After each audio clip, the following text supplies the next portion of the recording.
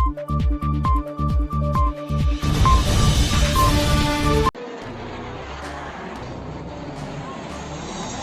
Lebanon সীমান্তে পাল্টাপাল্টি হামলা চলছে। শুক্রবার তেল আবিবের হামলায় মৃত্যু হয়েছে কমপক্ষে ৮ জনের, এদের মধ্যে এক শিশুও রয়েছে।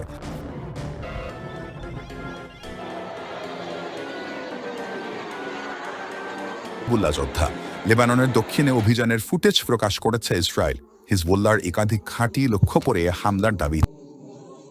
শুক্রবার তেল আবিবের ছোড়া গোলা ও বোমার আঘাতে ধ্বংস হয় গোষ্ঠীটির ব্যবহৃত যান ও রকেট লঞ্চার। জবাবে ইসরায়েলের উত্তরাঞ্চলে ১৫টি টার্গেটে হামলা চালিয়েছে হিজবুল্লাহ, ছুড়েছে কমপক্ষে ৪০টি রকেট। রাতভর সতর্কতামূলক সাইরেন শোনা যায় অঞ্চলটিতে। গাজায় ইসরায়েলের আগ্রাসন শুরুর পর থেকে উত্তপ্ত লেবানন সীমান্ত। দেশটির দক্ষিণাঞ্চলে গত ১০ মাসে ৬ শতাধিক মৃত্যু হয়েছে, এদের মধ্যে ৪০০-এর বেশি হিজবুল্লাহ সদস্য।